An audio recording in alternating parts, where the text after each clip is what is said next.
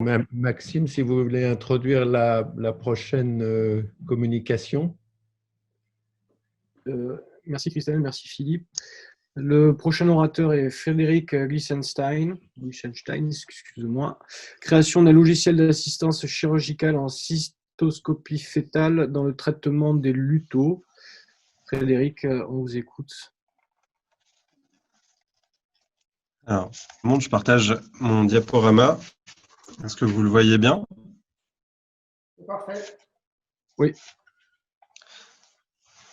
Alors, mesdames, messieurs les membres du jury, je suis Frédéric Glissenstein, interne en gynécologie obstétrique, et c'est pour moi un grand honneur de participer à cette session aujourd'hui. Le sujet que je vous présente aujourd'hui concerne la chirurgie fœtale, et plus particulièrement les possibilités de cystoscopie fœtale.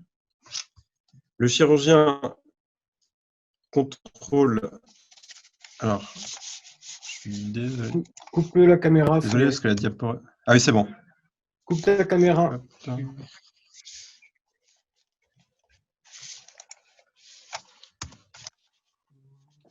Frédéric, coupez votre caméra, vous aurez plus de flux.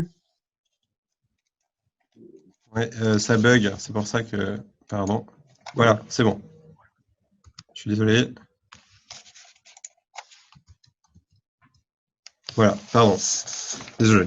Alors, le sujet que je vous présente aujourd'hui concerne la chirurgie fœtale et plus particulièrement les possibilités de cystoscopie fœtale. Le chirurgien contrôle l'anatomie en temps réel grâce à l'échographie. Il doit associer une double visibilité, à la fois laparoscopique et échographique.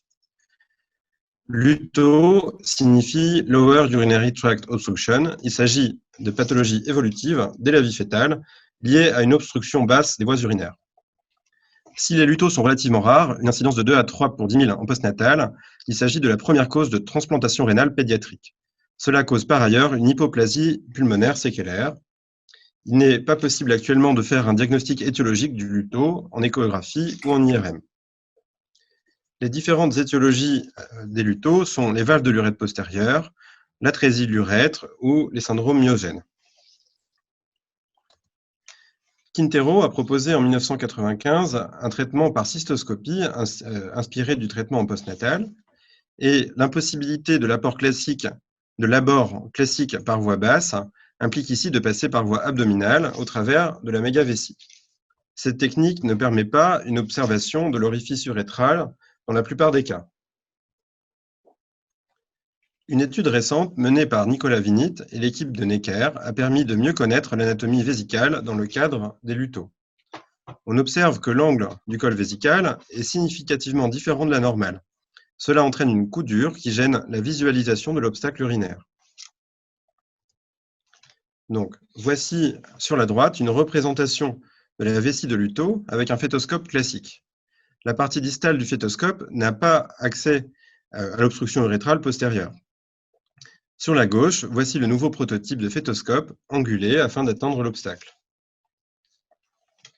Donc, le but de ce travail est de pallier les principaux soucis du chirurgien. Un manque de temps, des connaissances et des moyens limités en informatique et en segmentation 3D. Le logiciel que je vous présente comprend deux parties, une dédiée au patient, donc ici la mère et le fœtus, et l'autre au chirurgien. La première question est: quel est l'angle vésico-urétral? Deux possibilités. L'angle est habituel, on utilise donc un fétoscope usuel, ou alors l'angle est modifié, il faut un outil pratique pour déterminer la faisabilité opératoire. Donc, la première étape consiste à insérer une image facilement depuis un format classique ou une photo pour pouvoir ensuite calculer l'angle vésico-urétral. Donc ici, on peut tracer de droite et cela mesure automatiquement l'angle vésico-urétral. Lorsque l'angle est augmenté, on modélise les conditions opératoires le plus simplement possible à l'aide de segmentation.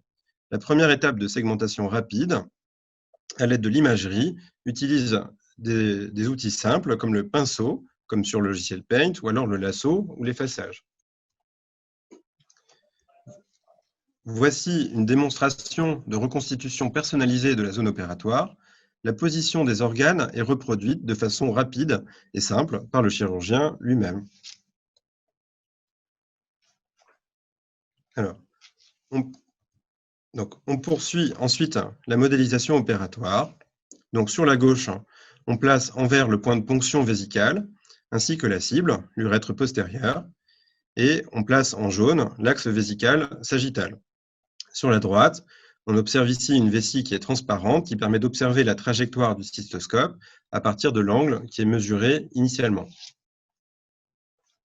Donc, voici le rendu de modélisation avec l'abdomen maternel, ici au deuxième trimestre de la grossesse, et la représentation vésicale avec l'angle vésico-urétral mesuré précédemment.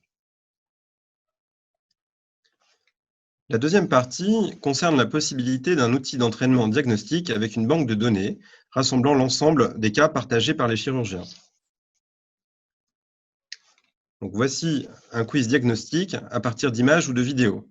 L'utilisateur clique sur son hypothèse diagnostique. Voici une base de données sur laquelle différents opérateurs peuvent ajouter du support d'entraînement. L'apparition des images et des vidéos dans le quiz est randomisée. C'est donc un critère de qualité pour l'entraînement personnel. Voici un exemple de question de légende anatomique. Et cette question interroge ici le chirurgien sur la possibilité de l'acte opératoire. Les résultats du quiz sont enregistrés en temps réel sur un tableur. Cela permet la possibilité d'effectuer des statistiques d'évolution personnelle. Donc, pour conclure, cet outil présente un triple intérêt. En 1, pallier l'insuffisance actuelle de cystoscope adapté aux contraintes anatomiques. En 2, vérifier la faisabilité du geste opératoire de façon personnalisée. Et en 3, permettre d'améliorer, par le partage de cas, la connaissance de la cystoscopie fœtale.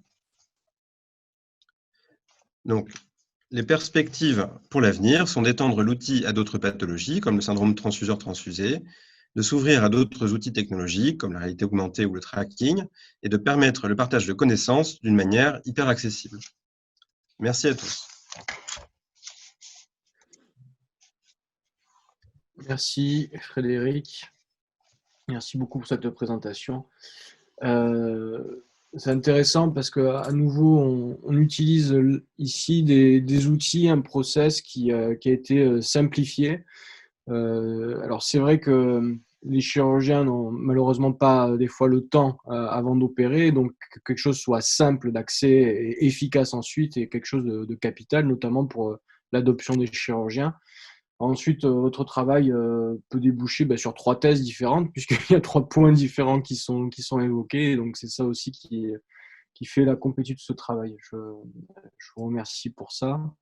Philippe, vous avez… Oui, merci beaucoup pour cette contribution très intéressante, une fois de plus, sur la pédagogie et l'éducation. Et on voit bien la part importante que prend ce pan de notre activité. Juste une question, avez-vous commencé à évaluer l'efficacité de ce process auprès de collègues? Alors, j'ai un petit peu évalué en capacité de diagnostic, mais il faut savoir que le nouveau cystoscope est encore à l'état de prototype. Donc, il n'y a pas eu encore à ce jour de cystoscopie fœtale avec le nouveau cystoscope. Donc, on ne peut pas réellement l'évaluer de façon objective. On attend la première mondiale de cette opération, j'espère un jour. Et au moins sur le plan du diagnostic, est-ce que vous avez évalué le… Alors, sur le plan du diagnostic, le souci, donc il existe des techniques d'évaluation, mais à partir du cystoscope actuel, du fétoscope actuel, on voit mal l'urètre postérieur. Donc, on pourrait faire une évaluation, mais elle serait probablement pas très objective. Par contre, la technique de randomisation avec les images qui apparaissent de façon randomisée et le fait que l'utilisateur ne connaisse pas les images à l'avance permet une évaluation plutôt objective. Et le fait de faire des statistiques directement en temps réel et que plusieurs opérateurs puissent mettre du support sur la base en même temps, ça permettrait probablement une force à ce sujet. Merci beaucoup. Merci à vous.